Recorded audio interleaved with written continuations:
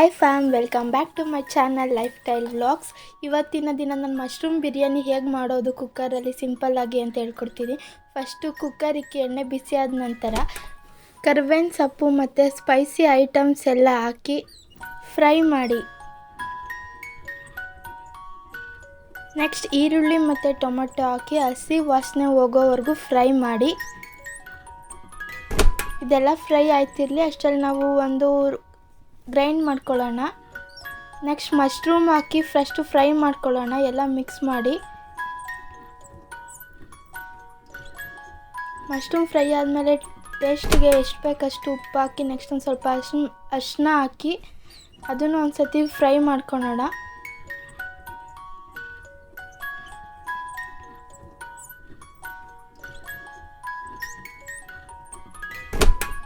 ಅದೆಲ್ಲ ಫ್ರೈ ಆದಮೇಲೆ ಮತ್ತೆ ನಾವೇನು ರುಬ್ಕೊಂಡಿದ್ವಿ ಪೇಸ್ಟ್ ಅದೆಲ್ಲ ಹಾಕಿ ಮತ್ತೆ ಮಿಕ್ಸ್ ಮಾಡ್ಕೊಳ್ಳೋಣ.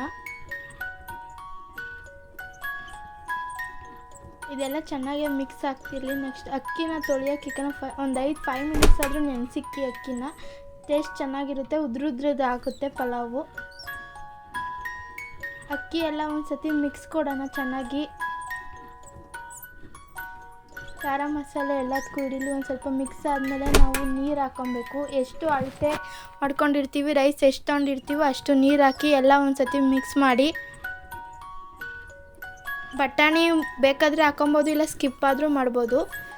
ಮೊಸರು ಲಾಸ್ಟಲ್ಲಿ ಒಂದು ಸ್ವಲ್ಪ ನಿಂಬೆಹಣ್ಣಿದ್ರೆ ನಿಂಬೆಹಣ್ಣಾರು ಹಾಕ್ಕೊಳ್ಳಿ, ಸ್ಕಿಪ್ ಆದರೂ ಮಾಡ್ಕೊಳ್ಳಿ. ನೆಕ್ಸ್ಟ್ ಕೊತ್ತಂಬರಿ ಸೊಪ್ಪು ಹಾಕಿ 2 ನಿಮಿಷ ಚೆನ್ನಾಗಿ ಕುದೀಲಿ. ಕುದ್ದಾದ್ಮೇಲೆ ಕುಕ್ಕರ್ ಲಿಡ್ನ ಕ್ಲೋಸ್ ಮಾಡೋಣ.